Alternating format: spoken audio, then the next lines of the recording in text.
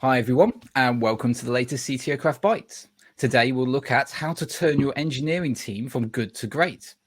If this is your first time at CTO Craft Bytes, let me tell you a little bit more about this group. CTO Craft is a mentoring and coaching community for technology leaders around the world, focusing on supporting technologists in their leadership growth. Community members are over 7,000, and CTO Craft provides them with one-on-one coaching, mentoring groups, a curated Slack community, and events like this one. And a huge thanks to our partners, CircleCI and Code Climate, for helping make these Bytes events possible. So I'm Glyn Roberts. I'm emceeing today's session, and I'm the CTO of Digital Solutions at iTech Art. Firstly, joining me today is Rob Zuber, who's the CTO at CircleCI. Welcome, Rob. Could you tell us a little bit about yourself? Yeah, thanks, Glyn. Great to be here. So as you said, I'm Rob Zuber, CTO CircleCI. I guess first, it's very early in the morning here, so I apologize for the funky lighting, but great to be here. And so I've been with CircleCI for over 7 years. I've grown the engineering team from around 14 to 250 before I handed off engineering and took over sort of longer term strategy for the overall organization. Great. Well, thanks for being here and up so early in the morning over in the US. And with a small change to what was advertised, we have Daniel Saunders, who's the CIO at eXate, if I'm saying that correctly. That's right. Yes. Yeah. Well, welcome. Could you tell us a little bit about yourself? Yeah, thank you. So I'm the CEO of eXate, as you mentioned. So my background is all technology, 20 odd years in the industry. There's had some bit of business experience early on in my career as well. And at eXate, we're focused on protecting organizational data. So we work on data privacy and data security solutions. Brilliant. Well, it's great to have you both here. For the audience, as always, you can ask your question at any time from the Ask a Question link just below our video screens. Obviously, you can use the chat, but I can't guarantee I'm going to see the questions in the chat. So please use the Ask a Question button below the video. So yeah, let's kick off and talk about how to turn your engineering team from good to great. We'll start off with you, Rob. So how do I actually know if my team is good or great, and how can I prove it? Yeah, I think it's a great place to start. We spend a lot of time in the industry talking about metrics in engineering. And for me, I think that metrics and the things that we can measure easily about software delivery are the things that make us good, meaning we can have a very strong, solid team if we have things like, efficient delivery, right? We talk a lot in the industry about the DORA metrics have become very popular lately. For folks who don't know, that's deploy frequency, mean time to resolution, deploy failure rate, those sorts of things. And we actually at CircleCI just put out our own state of software delivery report earlier this week, which goes into a little bit more metrics driven directly from your delivery pipeline. Again, I think all of these things are, and we'll come back to some of those things a bit later, but these things are really good measures to get you to a what I consider the floor, the good, right? If you can't do that, then you're never going to be great. You should be able to deliver software effectively.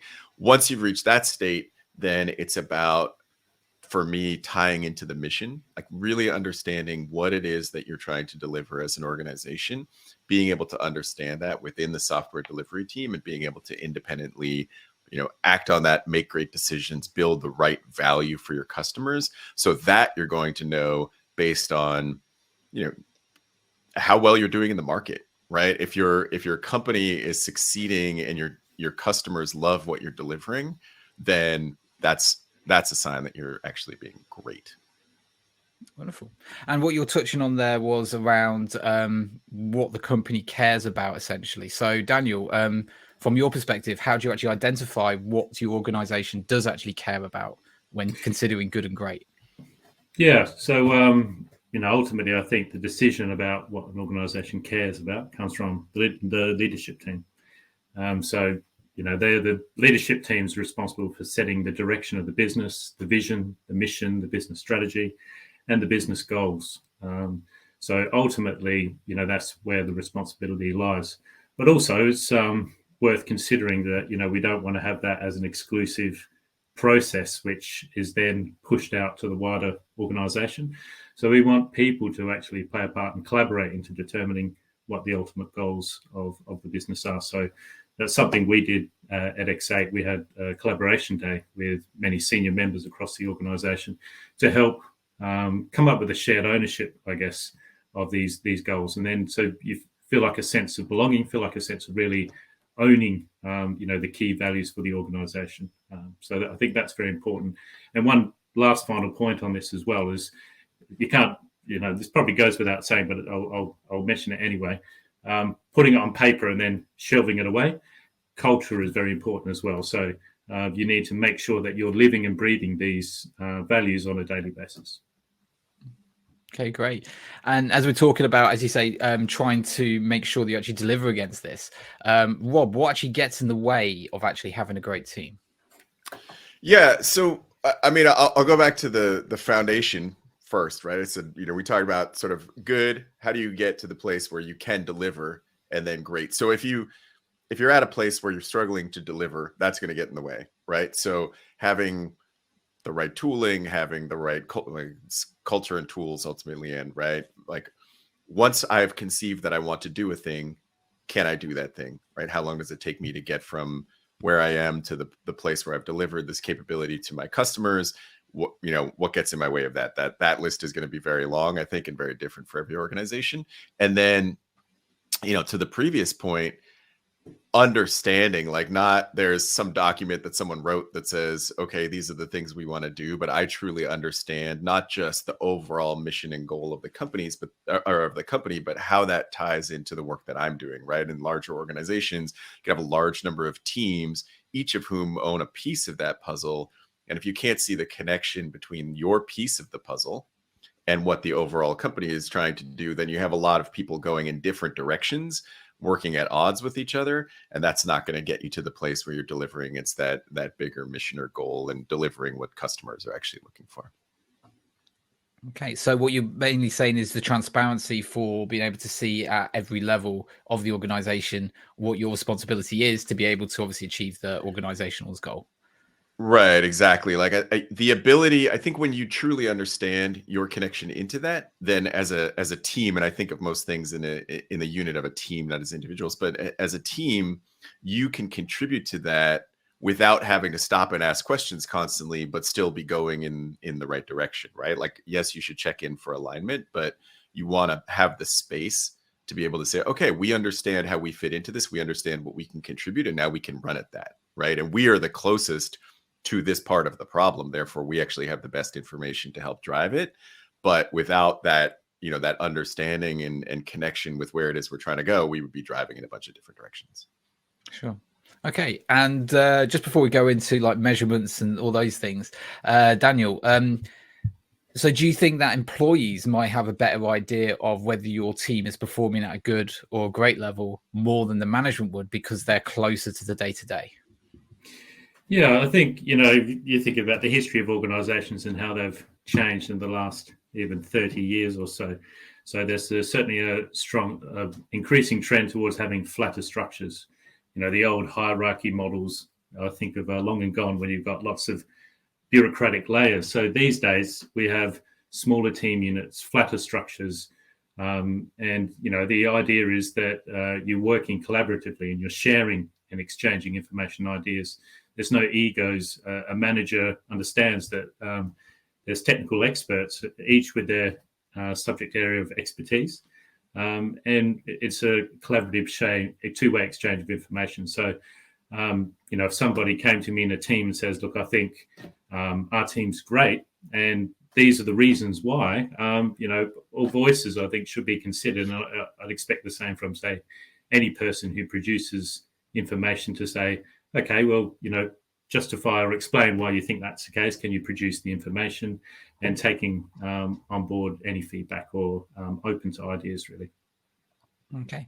I mean, just on a note with flat team structures, I don't like them that much. Essentially, I think sometimes they go too far that way, but that's probably a completely different webinar conversation, right? So let's get on to actually proving then that your team is great. So Rob, what should you be measuring to actually be able to give this evidence to the CEO or whoever inside the organization that your team is fantastic?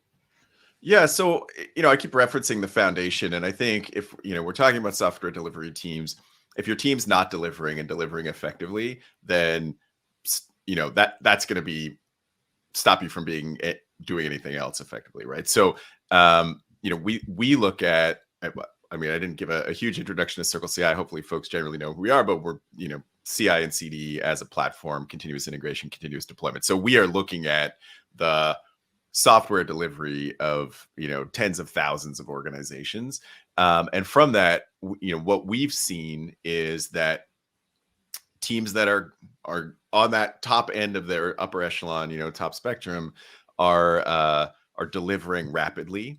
Like as an organization, we're delivering hundreds of times a week into our production environment. We see teams that are delivering multiple times per engineer per week into a production environment, sort of thing. I mean, it's very SaaS centric, but you could think about that as a picture, meaning you're working in very small batches. You're delivering constantly, right? So the machine is moving, basically. Like as a team, we're getting things done. We're not, and that doesn't necessarily tell you that we're delivering all the right things or that every piece of the process is working, but to be moving at that pace, you're not getting blocked by something else, right? Like it won't, if you're not moving at that pace, it won't necessarily tell you this is the problem.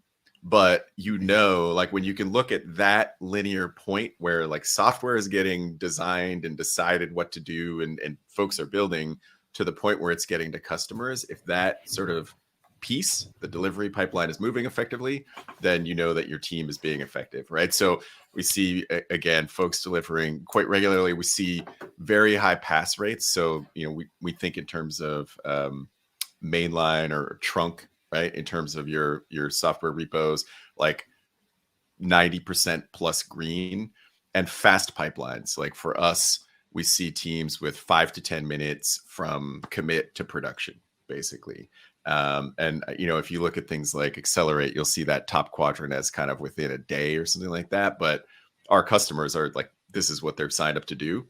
And we see very, very fast delivery, meaning like if there's an issue, I can fix something and have a replacement into production in that window, and I just get back to work, right? So when we see those really high performing teams, those are the sorts of things that we notice. And then after that, it gets a little bit trickier, right? It gets into, are we delivering the right things for our customers? And then you're going to see that in business metrics, meaning, are we growing as a business? What's our net dollar retention? Like, are we keeping the customers that we've acquired, and are they growing with us because they like the product that they're using? Again, I'm thinking from a SaaS perspective, but there's, parallel metrics depending on the business that you're in. So I would say delivering effectively, which I think we're all coming around to like a pretty good sense of what that looks like. And then how is our business doing, right? Like you can be delivering effectively. You might not be delivering the right thing for your customers. That would be a problem still. And that's where that final kind of we're delivering and we know what it is we should be delivering and we're doing a great job for our customers comes in. Great. And as you say, they're great indicators that as an organization, you are performing well. But as you also mentioned, it doesn't actually point out where any issues are. If you're not performing well, it doesn't identify what the actual problems within which team or which sector of the organization is actually causing the blockers. Yeah, I think we run into this issue in our technical systems as well as our sort of organizational systems, however you want to think about it, which is sometimes we try to measure everything in case something pops up somewhere. It's not necessarily effective. Now you have, hundreds or thousands of dashboards and numbers that you're trying to understand. Whereas understanding kind of, again, this key point in delivery, which everything has to pass through in order for you to have done something for your customers, gives you an indication if something's wrong. And then it's a conversation, right? Yes, you can go dig into a little bit more data, but you can't monitor everything all the time because the thing that comes up is it's going to be an outlier, right? It's going to be this new person is trying to get up to speed and they don't understand this part of the system or something. And maybe they made a change that doesn't make sense for other folks. Like, who knows what it's going to be? What you need is a place that will tell you something's changed, right? Something's changed. Now we can go ask some questions and talk to some folks. And, a lot of that stuff at lower levels happens in things like retros, right? We don't come to retros with a bunch of dashboards and then just say, yeah, we're good. We're not. We have conversations about what's working well and what's not, and we build on it. Great. And Daniel, is there anything else around what you think you should be measuring, or more importantly, what you should not be measuring? I think, Rob made a great point there, because, in today's world, there's a lot of data out there. There's a lot of information systems, and there's a big focus on quantitative information. And that's great and can drive a lot of insights. And I think we use that as cues and pointers to where there might be problems and issues.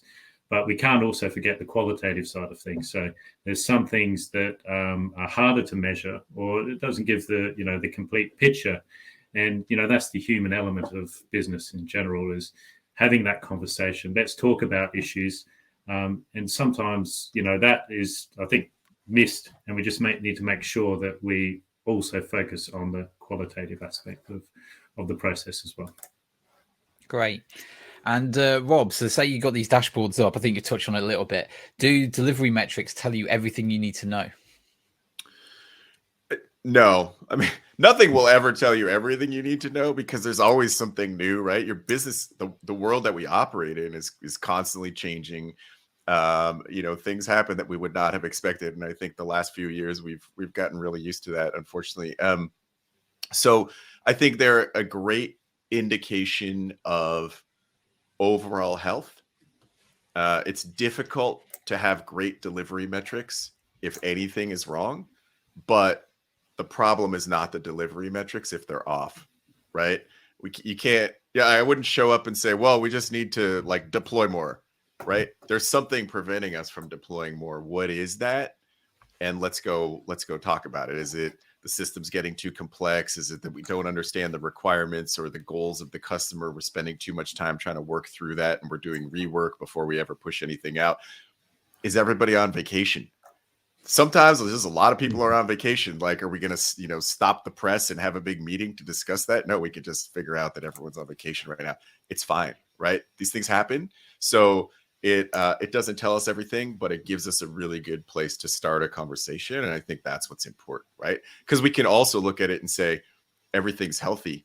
Let's go focus on something important, something else important. Right. Yeah. Something just to add to that, this is a point that Rob touched on as well, is that, there's no point measuring something if you're not going to drive business decisions off it or extract any meaning, or if it doesn't tie back to a business goal. You could have all of these measures, collecting all the information, I guess, and there is always a cost of maybe collecting and building all of that information. But if you're not going to do anything with the information, if it doesn't tie back to anything, it's effectively not useful for you. So, it's a real important point to make sure that you have that kind of structured system in place of defining. And, another point, I think in an earlier question you touched on, Rob, where it is this process of having values and a hierarchy system of values. So high-level business goals tying back down into the individual, and individuals feeding back into that process, and metrics to measure at all of those aspects and levels of the organization. Okay, wonderful. And carrying on with you, Daniel, how transparent should organizations be with these metrics? So my concern would be potentially as a CEO, if we see that we're doing badly against our metrics, is that going to maybe result in more turnover of staff because they're seeing that we're not doing well as an organization? What's your view on this type of transparency?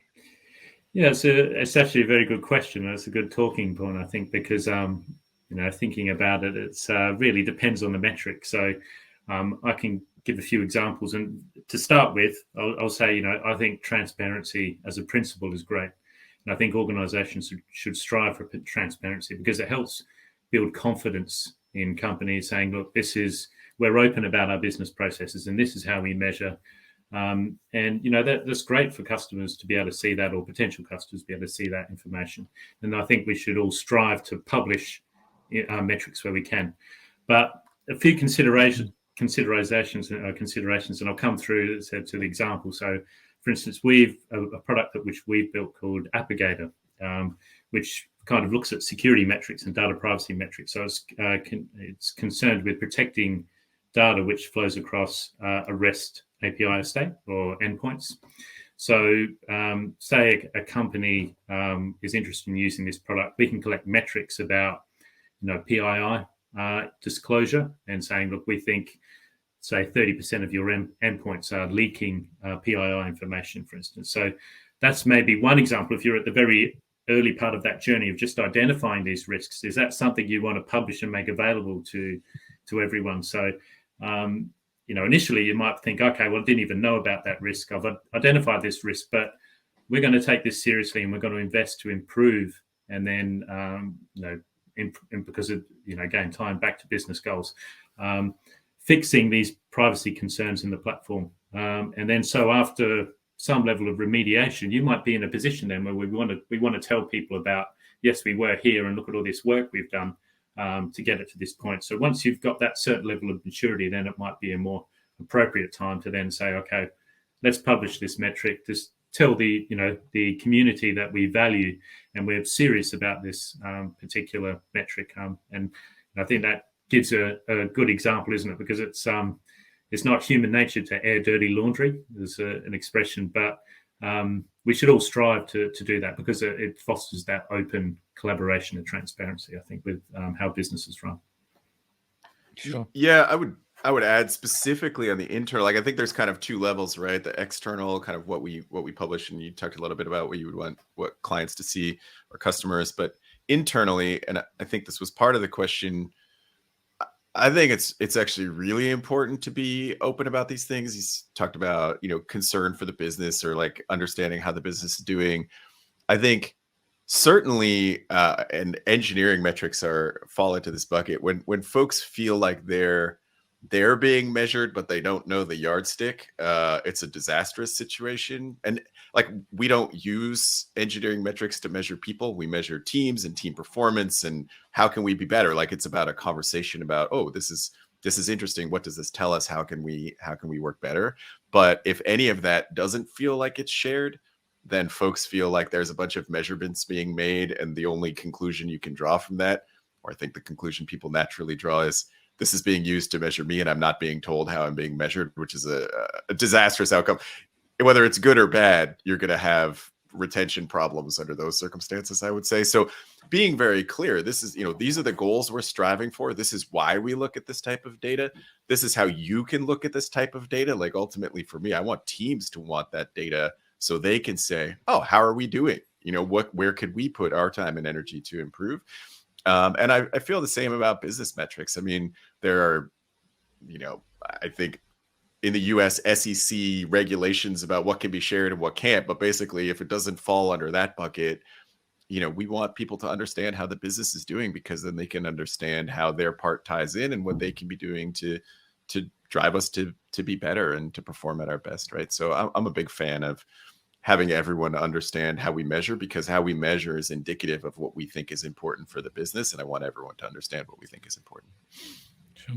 Yeah, I mean, I'd say the only risk around internal transparency is if the people don't understand the metrics data themselves and what the expectations of the business are. So a prime example is expected revenue for the year. And if you see you're massively below the target, but the management isn't concerned about that because they know certain products take 3 months before revenue comes in or whatever it might be, at least there's a story that can be told to explain why the metrics are the way they are and what they expect them to do.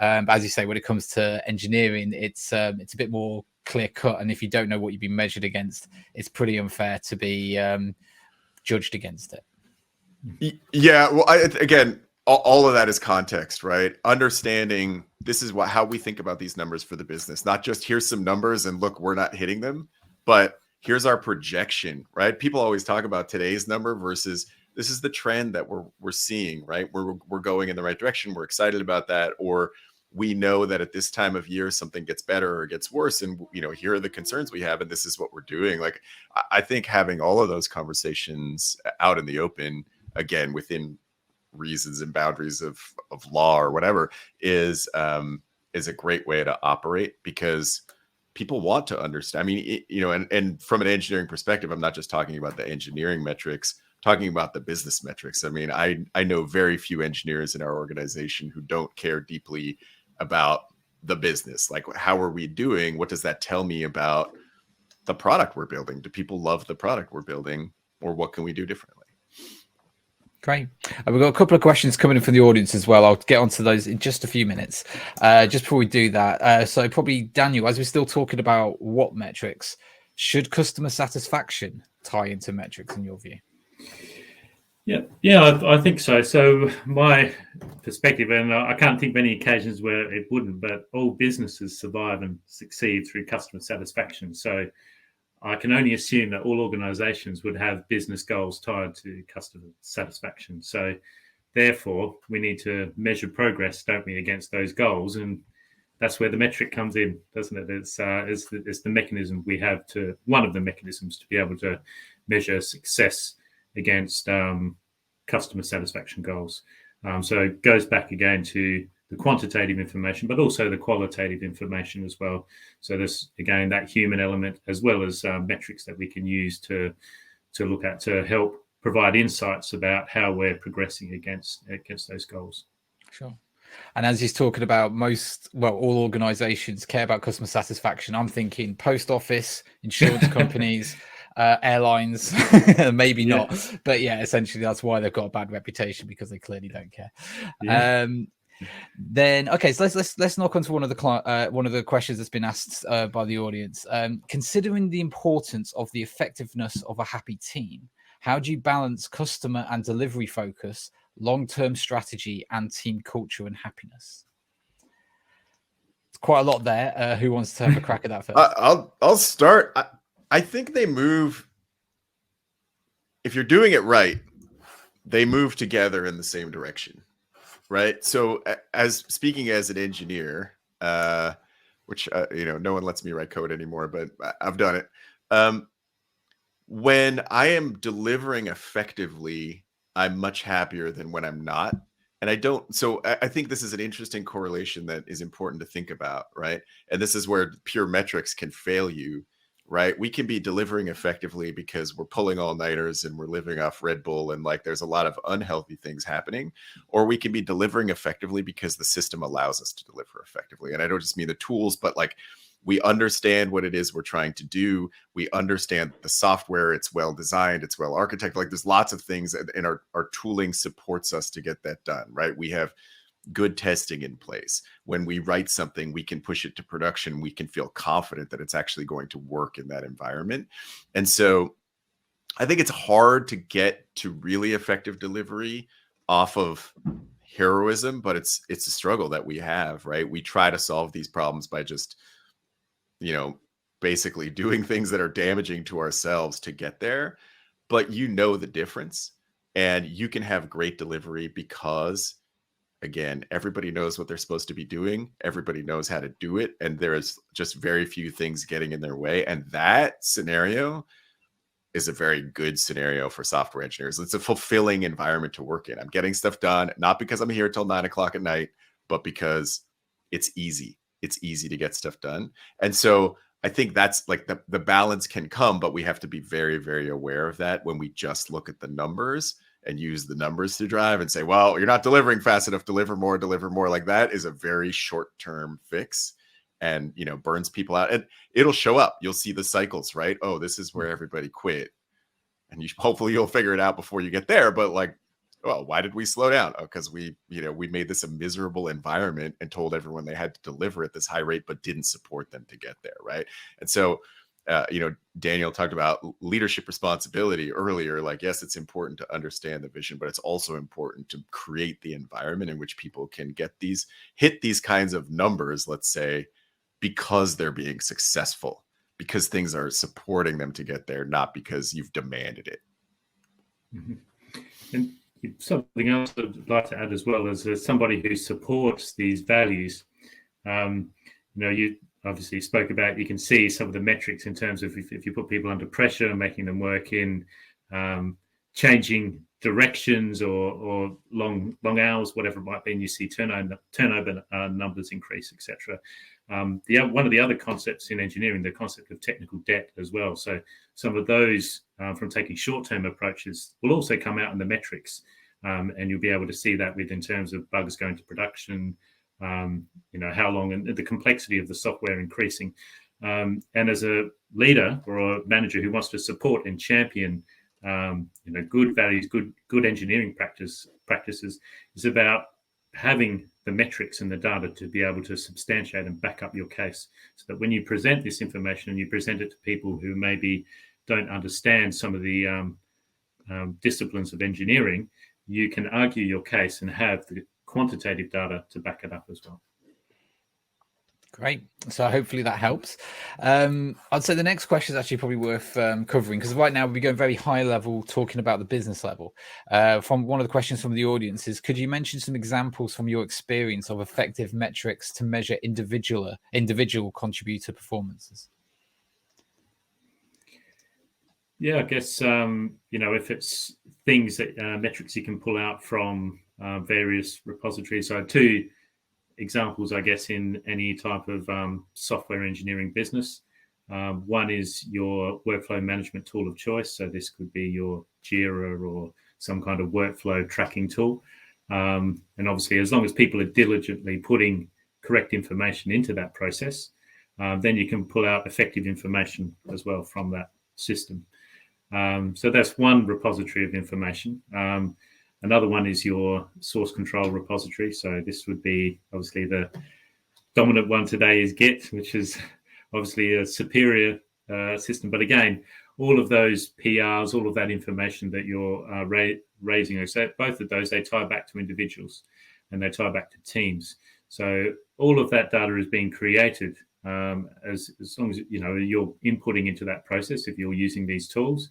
And obviously Git is generally a given these days in software development and workflow tracking tools and using agile methodologies. Then all we need to do really is extract that information and make it available for people to create informed decisions. So it ties back to individuals accounts, and it's just identifying the right you said metrics that tie back again to the business goals and the individual goals that feed up into that cascading system.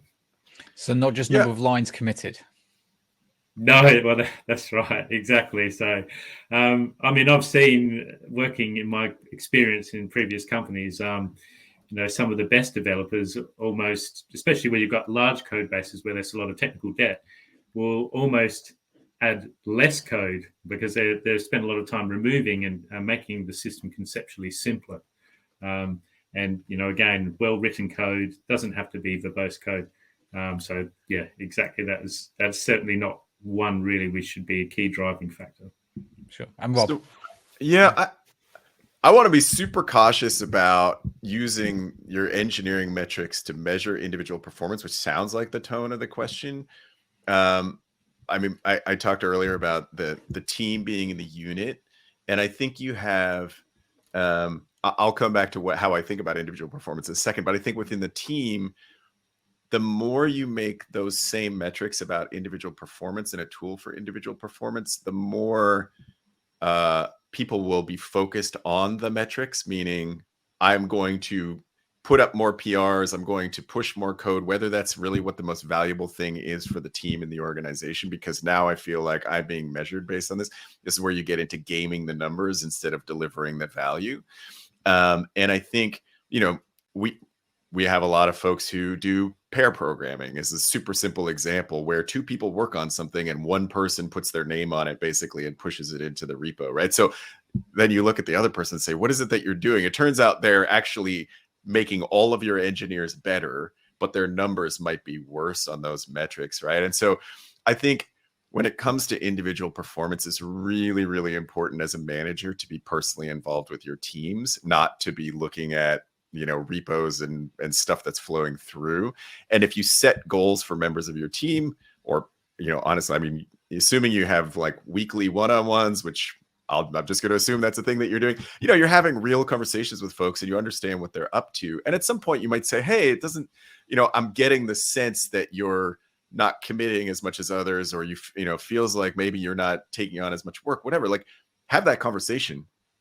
And if there's something you need to see, then set some very specific goals around that. But I think that, lurking in the shadows and looking at, what's happening in Git or whatever is not going to create an environment of trust. And when people are not operating an environment of trust, then you're not going to get good results from anybody, let alone from the person that you think is maybe not contributing. So I think there's a reason that engineering metrics are a hot button for people, right? That people are uncomfortable with all the things we can measure and make great because they get concerned about, like, is someone spying on me and using this to make determinations about my effectiveness? So Have real conversations with your people, talk about what you want to see from them, and then drive off that.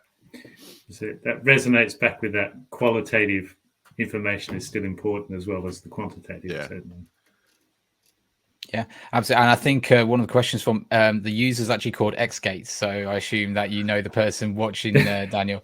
So in other words, it pretty much touching on the exact same topic. Should we rather be looking at team delivery over individual delivery? So we sort of just covered that there. Yes, yeah. Okay. So the next audience question, what are the top 3 metrics to measure then? So for an example, throughput or work in progress? So depending, there's many categories of metrics, isn't there? So you talk about agile process metrics. There's the DevOps DORA metrics, which was mentioned earlier on the call. And there's business metrics, there's security metrics. But, in the engineering discipline, think of, I guess, typical popular metrics like lead time, you could say, as a simple example. So the concept of a feature, how long does it take to actually go through and reach to production? Cycle time is another example. Your cadence, I guess, is your, how often are your release cycles? What is the timing, how frequency? And another one is, open and close rates of say, bugs that are raised. So that's just a couple of simple examples that I could think of, off the top of my head. There's many metrics, obviously across various areas, but I still, go back with thinking about ensuring that they tie back to goals, I think, and business goals, and even the individual goals, because, I do like that cascading, the idea of it all cascading, and it's clear from the top direction and everyone's in unison, as Rob spoke about earlier on the call, is you don't have people working in different directions. As long as people's job definition is clear, it's clear, the leadership sets clear example about, what the goal is and what's to be done and how we're going to measure it, and it's transparent and clear for people, then you've got a system working in unison towards, the shared goals. I mean, on this exact point, so I think you're right with the separation of, business values and more individual level contributions. So work in progress, if that doesn't show that your team is performing great, if everyone only has one item work in progress, it's an area to keep track of, because if they do have 10 tickets work in progress at the same time, there's a prioritization issue inside the team or some other factors that are in place. Or if they are not committing for like a whole week at a time, it's because tickets are too large or something like that. So they are important factors. They don't actually help you get to, well, they don't prove that your team is performing well, but there's small pieces to fix along the way of actually having high performance, I'd say. Mm-hmm. Cool. And then one more question, which is a little bit more nuanced, I'd say. So do you have any recommendations to discover what the customer actually needs, not wants? So this would be probably relating to, as business value that you're providing. If you are supplying customers as a product directly, they say they want 100 things. And obviously, do you actually have any personal thoughts about how you approach this to actually discover what they actually need instead of just what they tell you? I'll throw out a couple. I mean, one is from my position as a leader. I talk to a lot of customers versus just one customer and look for patterns. I mean, I think that's the value that I can bring is, yes, this customer asked for this customer asked for this, but if we were to build this, that solves many of these problems, right? So that's like, I guess it's not a particularly helpful answer, but, collect a lot, understand. I mean, I think whoever's asking that question understands that customers don't necessarily know how to describe what it is that they want, and they don't understand exactly how your system works. They can just sort of hint at a problem, and they'll often hint at it with a solution, right? So you got to work that way back and have that conversation. That's number one. Number two would be build the smallest thing possible, right? Like get feedback as early as possible. And this is why we talk about deploy rates and lead times and small batch sizes and all this stuff, because it's not just that I built a small piece of the thing I know I'm eventually going to build. It's that I've built a small piece because I don't know exactly what I'm going to build, right? I don't know exactly what's going to meet the customer's need. So I build the smallest thing possible and I get feedback on it. And sometimes the smallest thing possible is a drawing, right? Like really the smallest thing possible. Put something in front of a customer on a piece of paper and say, would you use this? right? There's lots of places. I think as engineers, there's a great product management book, and I feel terrible that I've forgotten the name of the author, but it's Avoiding the Build Trap. Like this notion that the only thing we can do is to build stuff, just keep building stuff versus getting in front of customers, having conversations. And that might be, oh, what about this? Like I drew a thing, I built a small version of a thing, I described a thing, and already I can get feedback, and then I can build a little increment, get some feedback on that. Like, we're all wrong, I think, is the shortest version of that. Like none of us know exactly what the customer wants. So build small, get feedback, see what gets adopted. And if you only build half of it and they're satisfied, like that's a bunch of energy that you can go put into something else. Sure. Yeah, so great points. I completely agree. From my experience as well, matches what Rob spoke about. And, I've seen examples of customers finding it difficult to articulate what they want. And sometimes rather than describing the problem, they'll describe the only solution, perhaps. This is what we did previously. Maybe we want it to be done like this. So I said agile methods, doing the procrastination, building the smallest thing first. And sometimes even once they have that small bit, it'll be used in a different way than the person who raised the requirement originally anticipated. So it allows you to then change as time goes, and change to how the system is used in future, because sometimes the market changes. Sometimes it could be down to the way they've articulated or described something that wasn't quite correct, or even organizations changing. So it's very difficult to anticipate future change. So that's why building small units works most effectively to kind of mitigate that risk. Sure. And as Henry Ford said, if I asked my customers what they wanted, they would have said a faster horse. So that's another one example. Exactly. Thanks to Joe on the chat, by the way, just adding in the link to Escaping the Build Trap. So for anyone that's interested in that book, that is just recommended by Rob. So as we're still talking on like outside the actual team itself, another great question that's been raised is sometimes a great team is not enough to make everyone happy, and the communication of expectations is a key factor. From your experience, what is a good way to react to stakeholder unhappiness? Well, I guess my experience has said that it's a good question in terms of sometimes there's obviously a failure, I think, in there somewhere in the process, that if customer expectations don't match with what is being built, so there's something with the communication link that I would assume is missed in terms of one part obviously of any type of system development and building software and releasing software is stakeholder management and setting customer expectations, whether it's to do with release cycles taking longer or unanticipated changes or maybe failures in process, or with just how that channels of communication are formed between the two. So there could be a number of reasons, I guess, as to why that's failed. So one part, I guess, is retrospectives to help identify where there's maybe internal failure in process.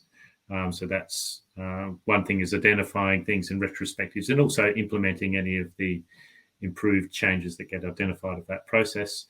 And then the other part, I guess, is the relationships and channels of communication with customers. So, I always like, well, in my experience as well, as customer service and customer happiness is paramount. That's kind of the first goal of any business. And so you always need to make sure you focus on that aspect and keep that dialogue open with your customers so that you can respond to their needs and changes and almost take a partnering approach, I guess, with working on requirements or changes and servicing your clients, really.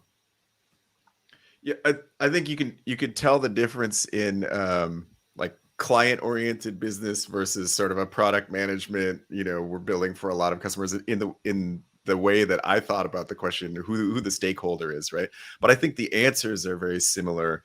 And one thing that I've been thinking about a lot lately is I'll call it reflection, and the role that I play in alignment when someone is giving me information, right? Like, okay, if I've understood correctly, then what I would go do under these circumstances is this, or based on what you've told me, my plan is to build this. Again, like the smallest possible thing is me just expressing that back to you, right?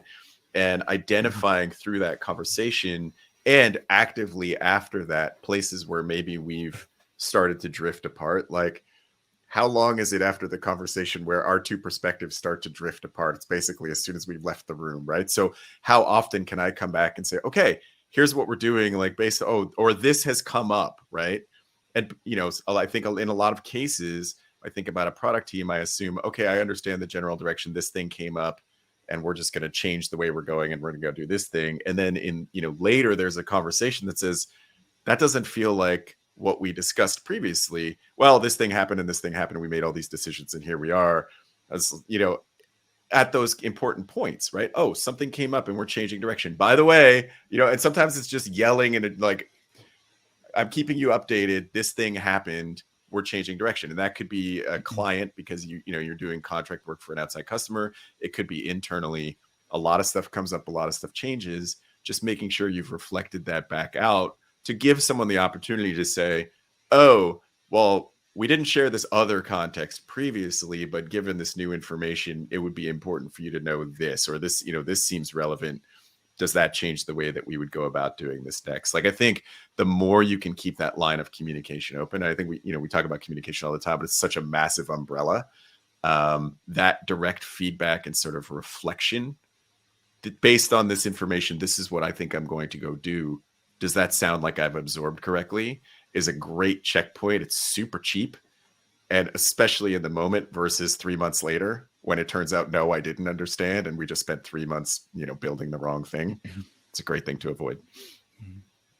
And just to summarize that question, I don't think you do have a great team if that issue does exist. Your engineering team might be fantastic, but there's either the product manager or sales guy that's going out and ruining it all for you, which ruins the whole great team aspect. It's not, as we talk about, it's not just about a small individual team. It's about the relationship amongst other departments to actually have this as a true great team perspective. Okay, so the next question that we've got, which is interesting, how do you get developers to take full ownership over the life cycle of the work, i.e. not just pushing code, but also quality testing, deployment, and monitoring once it's in production, instead of relying on a QA or the DevOps engineer roles? My short answer is give them a pager. It's like, it's a trend that's happening. Our folks carry the pager for the work that for the pieces of the system that they build and work on. And when there's no one to hand it off to, then you will take responsibility for the quality of that code, right? And you have to make space for that as a leader, right? You can't just say, okay, everything that's broken about this thing that we didn't give you time to fix before, like now it's your problem. And by the way, keep doing all these other things. Like, you have to orient your organization differently. But if you work backwards and say, what would it take for this team to have full responsibility for the operation of this piece of software? And it's probably different in a client environment. What would need to change? Then you'll ask yourself a bunch of really good questions, but you have to hold yourself, as in the leader, accountable for making those changes to make the space. Otherwise, you're just in a burnout situation. Ties with one of my experience back when I was a software developer. It was an example of where I saw a big change. This was many years ago, but a big change in stability of a platform was having developers on a support rota, whereas someone who is dedicated, because sometimes as well, if you're focused on requirements, but you've got somebody who's focused on BAU and stabilization of any issues at the time that were raised and supporting them. And when that gives you the complete incentive, doesn't it, to actually time dedicated, whether it was like on a week, I think it was a weekly schedule when we did it, to exclusively work on focusing on these issues, solving them and getting them released. And if you're the one, with the skin in the game at the end, getting those calls, then, you're going to make sure that software is stable and running as expected. Yeah. I mean, as an ex-developer myself, that sounds like the worst thing. You get rushed to build a product, and then it's like, right, it's your responsibility 24/7 if it goes down. As Rob just mentioned, allowing the time for that to be taken into consideration to stabilize or do what needs to be done to feel comfortable that the developer can take ownership of that, I think is a key thing. And I don't think that's something you can post date. You have to announce that at the start of a project or some code to state clearly that if something goes wrong, you're going to get bumped about this, or you're going to be on a support rota to handle it. If you're just taking over a 6-year framework that you don't understand, that you just build in a few features for, now you have to support it, that could be perceived as unfair. But yeah, absolutely. You see a lot of organizations have an awful lot of success with their reductions of downtime and issues purely by saying, right, the team is on a support rota. I know Monzo's got a great framework for how they actually incorporate that as well in a fair manner.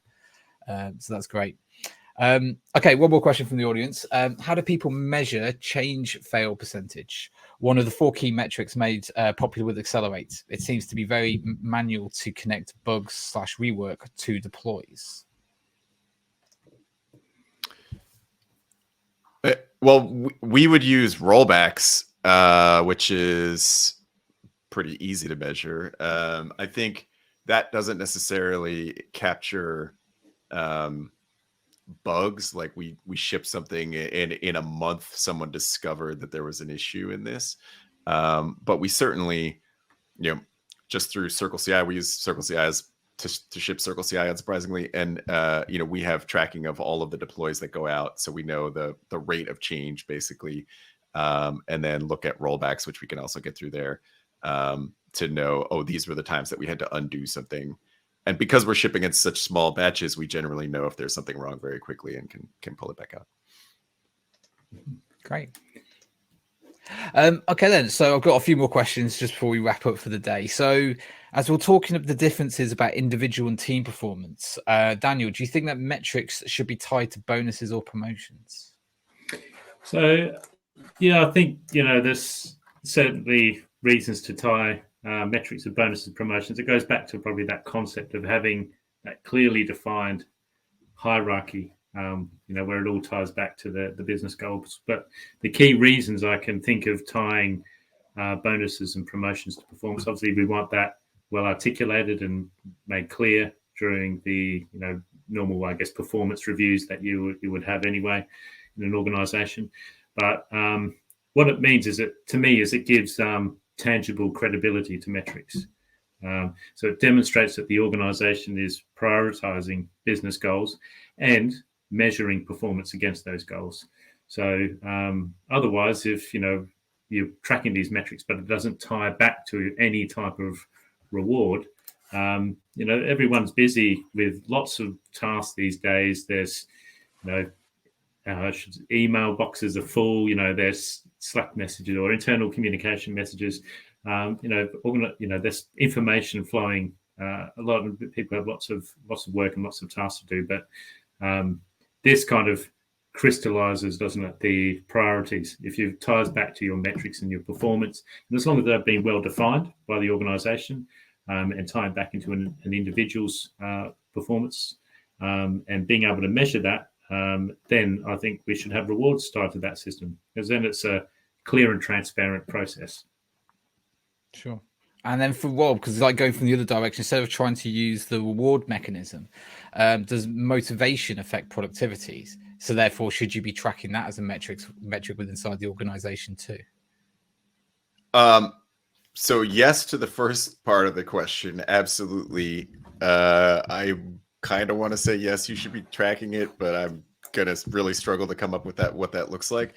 I would say, motivation is huge. I'm thinking about, even as we're talking about tying those two together, cash compensation, Daniel Pink's drive, purpose, autonomy, mastery, or autonomy, mastery, purpose, whatever order you want to put that in, right? Basically, at some point you shift from extrinsic motivation, whole Maslow's pyramid thing, into intrinsic motivation. Like, what is it that's going to help you be successful? Or what is it that's driving you to want to be effective and productive, right? And so if you're lacking any of those things, it's sort of like, yeah, you'll show up and do the work, but I think there's another level of achievement above that, which is, I'll use motivated because that was the framing of the question. Like, I'm super motivated. I really enjoy doing this thing.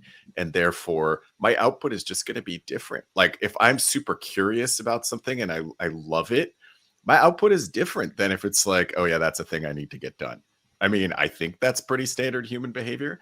And so helping people align with things that are motivating. And I think this is a really, really important job of managers, identifying that motivations are not identical for all humans, right? And looking at your team and saying, okay, this is the team that I have to get this bigger task done.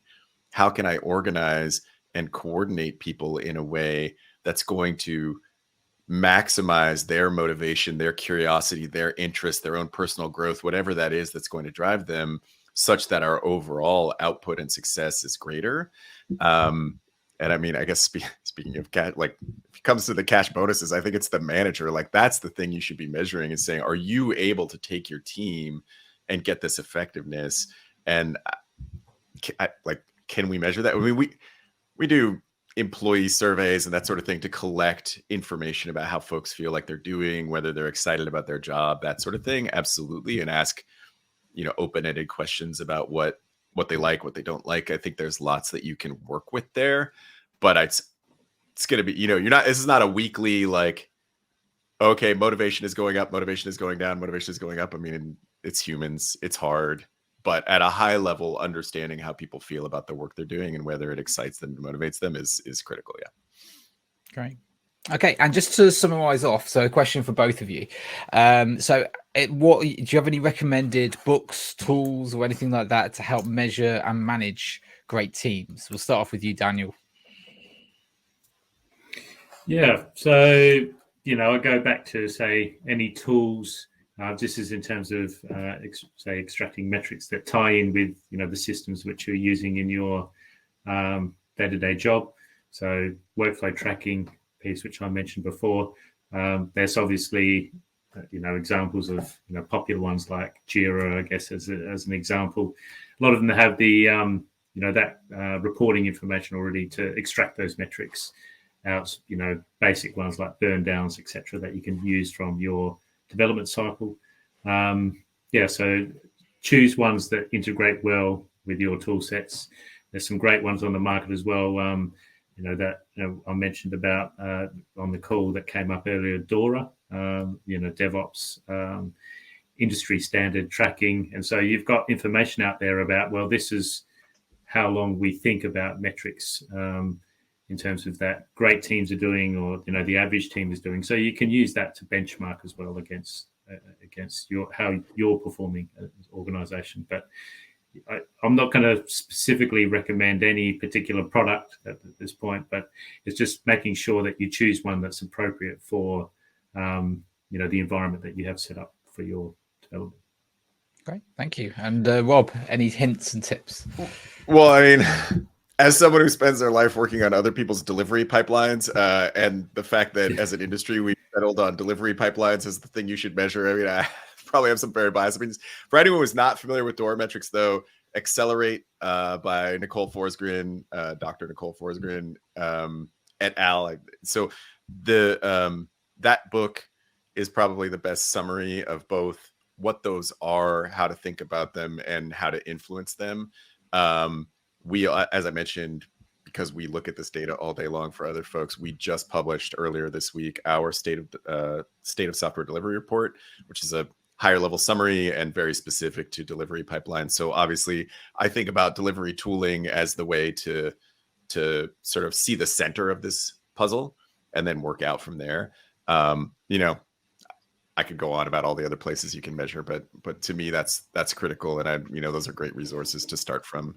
Both good and light reads, I would say, quick to get through and consume the material. Excellent.